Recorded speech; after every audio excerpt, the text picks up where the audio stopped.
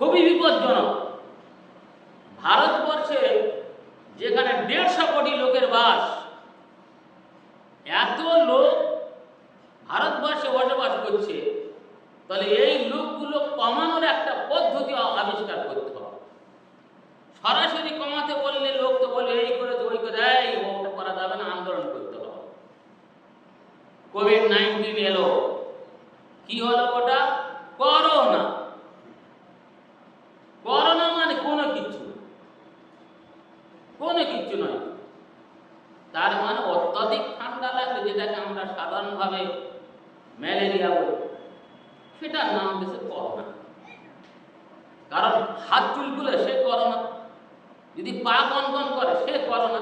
মানে যাহা একটা অজুহাত দেখিয়ে বলবে এর নাম হলো করোনা, তোমার এই কোভিড-19 নিতে হবে, এই তোমার ইঞ্জেকশনটা দিতে হবে। ওই ইঞ্জেকশনটা দিয়েছিল কেন? যারা আবিষ্কার করেছিল তারা এখন আস্তে আস্তে প্রকাশ করে দিচ্ছে জিনিসটা কি। আমেরিকার সৈন্যরা তারা কিন্তু ওই ইঞ্জেকশন নেয়নি। তারা বলেছিল না, আমরা নেব না, আমরা বিষ আমাদের শরীরে ধারণ করতে যাব না, এগুলো বিষ। কিন্তু আমাদের দেশের লোকেরা অতি উৎসাহে সবাই নাচতে চলে গেছে, নিতে হবে।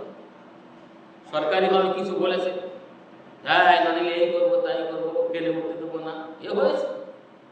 তার মানে এটা আসলে জিনিসটা কি ছিল? জিনিসটা এই ছিল যে লোক কমাতে হবে, একেবারে ফ্রেশ কথাই। এই যারা কোভিড-19 সময় যারা ইঞ্জেকশন নিয়েছে, কয়েকটা কারণ আছে। কারণটা ছিল এটাই যে বাচ্চা যে জন্মাবে সেই ক্ষমতা তার আর থাকবে না, বাচ্চা তার জন্মাবে না। সরাসরি বললে তো নিতে চাইবে, সকলে নেবে না। ওটা যেমন একটা জিনিস।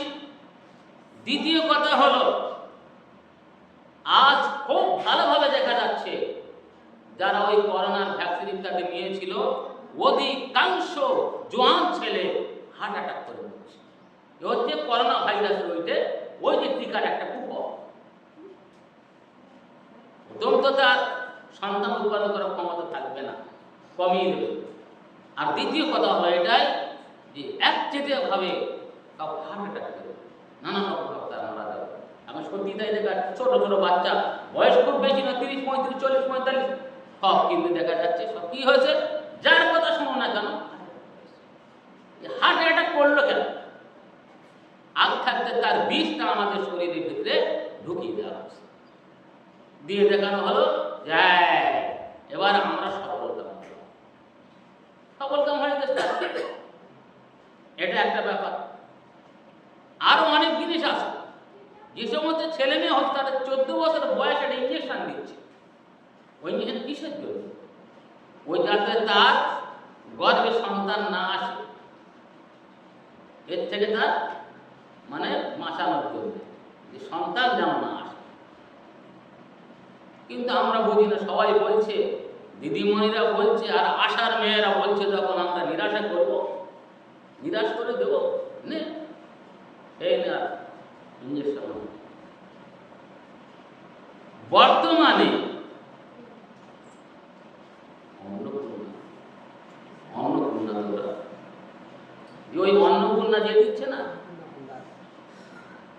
ওই যেটা মানে লক্ষ্মীর ভান্ডারের পরিবর্তে অন্নপূর্ণা দিচ্ছে না, আমাদের সবার কাছে কম বেশি কাগজ দিচ্ছে বা দেশে অনেকে আমরা আসি, টাকা পাবো, লাভ হবে, আর ছুটছি কিসের আশায়? টাকা। অগ্নিমিত্রা পাল বলেছেন ওতে একটা ইঞ্জেকশন নিতে হবে। কি হবে ইঞ্জেকশনে? তোমাদের জননেন্দ্রিয়ে যদি কোনো রোগ থাকে তার থেকে তোমরা হেফাজত হবে। কোথায় ক্যান্সার আসতে পারে তার থেকে বাঁচবে, একটা করে ইঞ্জেকশন নিতে হবে। খুব শুট পলিসিতে এগুলো করা হবে। ইঞ্জেকশনের সঙ্গে এই অন্নপূর্ণা না কি বলে, এর বা কি যোগাযোগ, যোগসূত্রটা কি?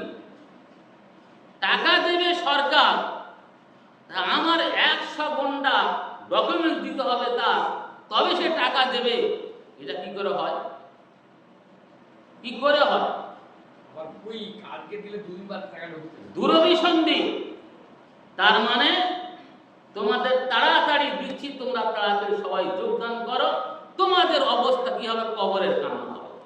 খুব ভালো করে বুঝতে পারে, কবরের কান্না হবে এটা। কিন্তু এখন তো বলবে না কথাটা, বলে তো